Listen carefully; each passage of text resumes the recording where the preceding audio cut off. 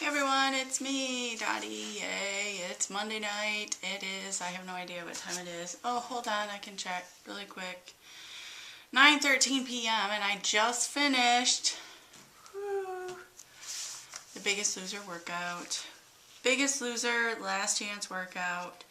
I'm starting week 2 on Monday. There's actually like a program here.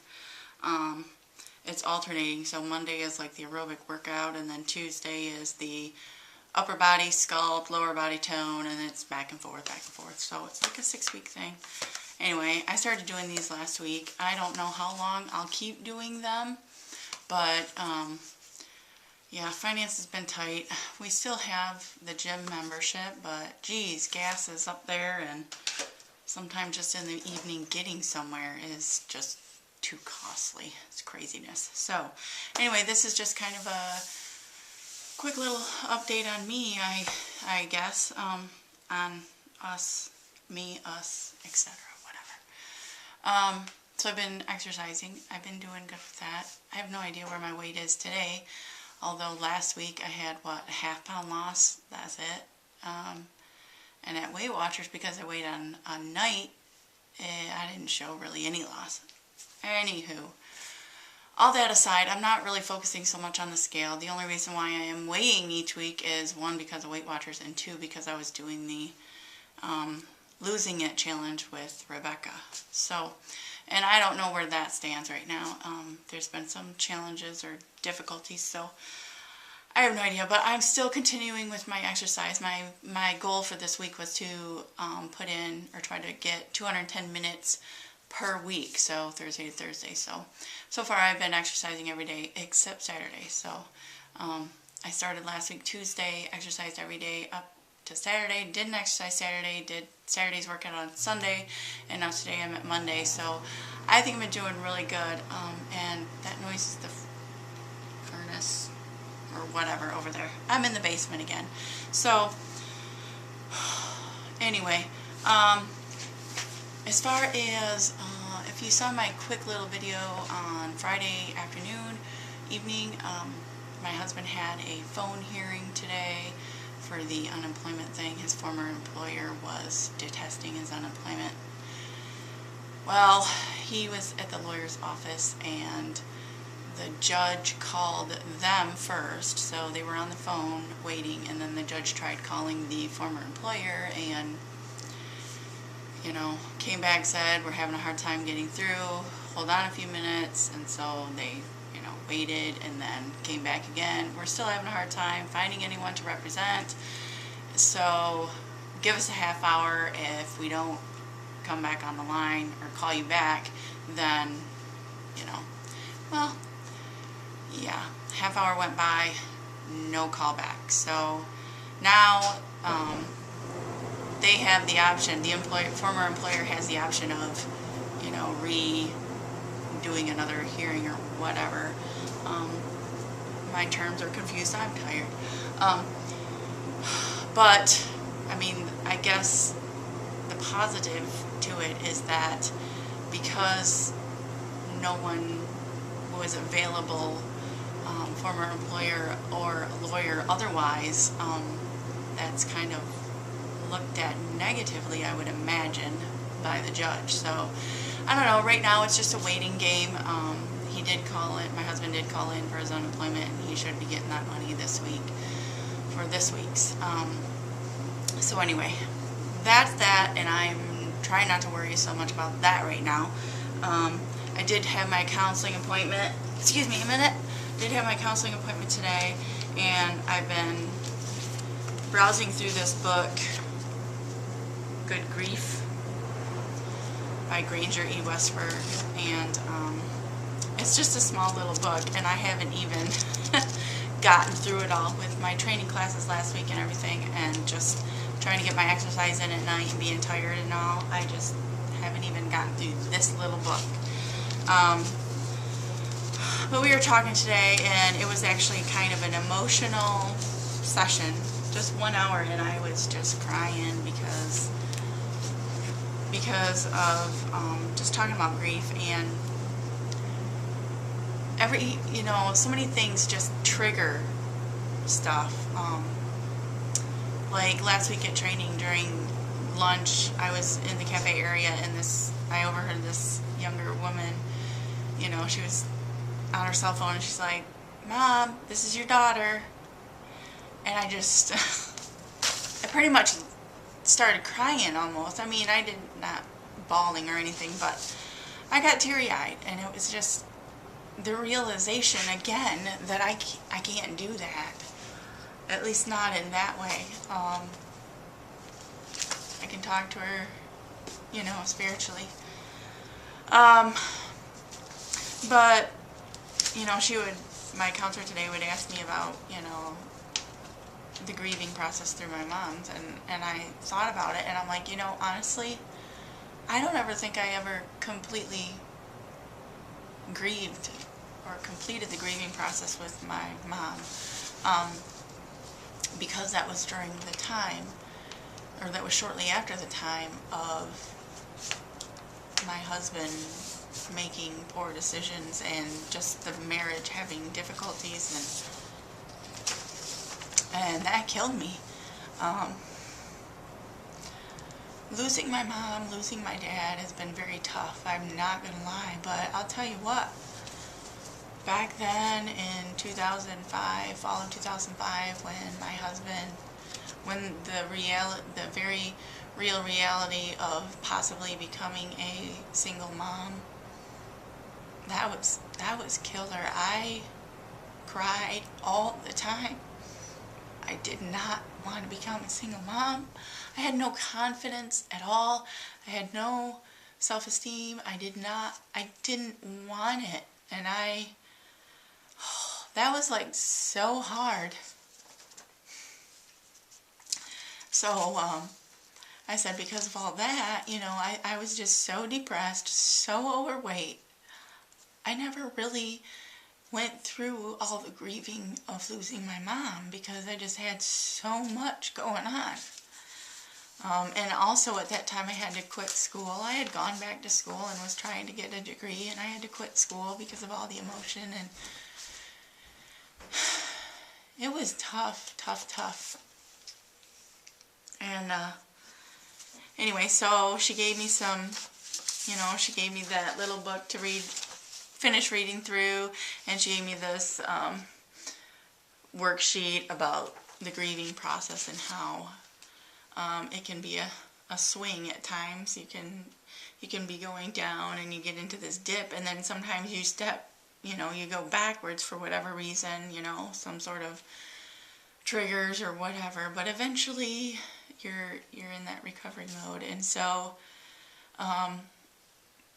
when I think about grief and loss, there's a lot of things really that I have lost. Not just my mom, not just my dad. So many things can be a loss, you know what I mean? A job, a pet, a friend, whether they have actually died or not, but relationships, just so many things. The fact that I had to quit school, the fact that I had to quit dance when I was younger, so many things I have lost. Anyway, it's just a lot sometimes, and like right now, my husband is the one that lost his job, but it's still a loss and a big impact on the family, and I try to be positive and strong and try to find the positive in the tough times, and because, fact of the matter is, as bad as I might think I have it, it could be worse, and I always try to remember that. And of course, positive thinking and prayers and things like that. But also, I also have to recognize that I am allowed to feel. I need to recognize those feelings. I need to show the emotion, express the emotion, however that may be, whether it's crying, which in my case it generally is, or anger or whatever. Just dealing with them appropriately, though, which is one of the reasons why I kind of started that website. So, it was an emotional afternoon, just sitting through that counseling and just having all that come forward again. That was a tough time. My mom was sick, and when my husband had strayed or whatever, it was tough to deal with. And of course, because I was so overweight and because I was depressed and because I wasn't there intimately, I blamed myself for most of it. But I just didn't want it. My great-grandparents had a strong marriage, were married till, death did they part, and that was like one of my goals in life. And but sometimes it happens, and some people say, wow, once a cheater, always a cheater. But I had to follow my heart, and granted, I didn't have any self-esteem, but I did not want that. It killed me. Nearly killed me. Watching my kids leave with him to go spend time with him and this other person, and oh my God, that killed me. So, I just had to be strong, and I had to pray, and I just had to keep telling myself that if it's meant to be, it will, and he'll realize that the grass isn't always greener on the other side. But man, what tough times. And she made the comment today, well, we together kind of made the comment today, the tribulations you go through, makes you stronger, and tough times make you stronger, and you come back stronger and whatever. And I'm like, sometimes I feel like I should be some sort of woman of steel, like a superwoman. And she looked at me quite seriously and said, you are. In a lot of ways, you are. Even though I was sitting there crying like I almost am now, I have been through a lot, and I do feel stronger, and I'm exercising, and I'm trying to lose weight, and I'm a good mom, and I have good kids, and I'm a good wife, the best I can be. Hey, and I don't cook well, but we went into this marriage with him knowing that, so that was not a surprise. It's just not my thing. But things are much better in our marriage, so maybe it was one of those things that had to happen. It was a wake-up call. Yeah. So, that's where I'm at. I know I've talked about this plenty of times, but sometimes it just helps to still talk about it. I don't like bringing up the past because the past is the past, but the thing is, I have to recognize things, even from my past, that are affecting the now, so that the future can be better. I am so thankful, though, that my marriage is better, and that is just in the past, and that my husband is definitely sorry for what he did, and he's told me time and time again, and my heart, I believe it. So I don't believe once a cheater, always a cheater.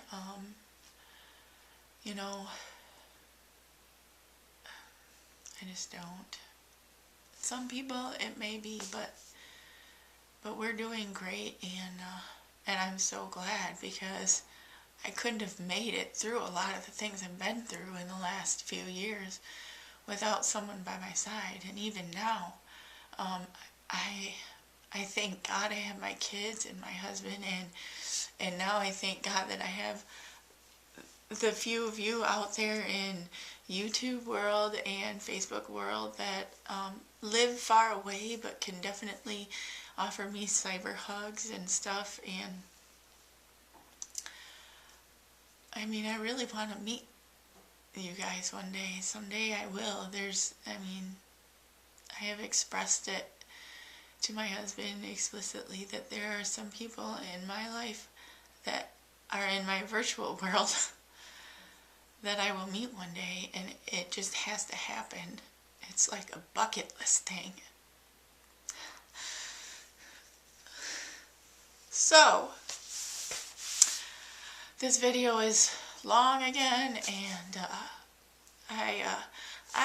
I do this, I get on here and I talk about this stuff, not so much to, granted a little bit to get some positive feedback back, to get some, I'm not going to lie, there's a few of you that I know will say, thinking of you, sending you hugs, and I need that too. And but also I do this because I feel that I am proof that with some faith, positive thoughts, and counseling if you need it, and I do, that you can get through the tough times. We can get through the tough times. A smile. Look at yourself and smile. And just know that every day is a blessing. Every day is a blessing. Every day is a blessing. And I always, I think positivity and prayers for so many people that I don't even know, that I have never met. I say in my prayers every day, I pray for those that are hurting in whatever way they're hurting. I start with my thanks. I say thank you first, and then I pray for everyone else, and then I pray for myself. That's just me. So, and yes, to answer your question if you're wondering, I did pray for that woman that preyed on my husband, because I know there was a two-way thing there. And I prayed for myself, and I prayed for the marriage, and that is in the past. I acknowledge it, I feel it, and we're moving forward as a couple, and thank God things are better. So with that, I'm going to end this now because it's probably 20 minutes long, and I want to watch some YouTube videos or Facebook or do something relaxing now that I've got my workout in and it's Monday, and guess what? I have Thursday and Friday off. Oh yes. And I got to do a 5K this week, and I'm going to do a 5K this week, and I'm going to do it all in one shot. So Steve, if you're watching, I don't know if you are because this is a long video, but if you are, I'm going to do a 5K. And GUers, I'm going to do a 5K. Yes, I am. Love you guys. Peace. Love.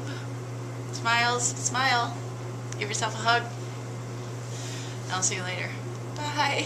Love you.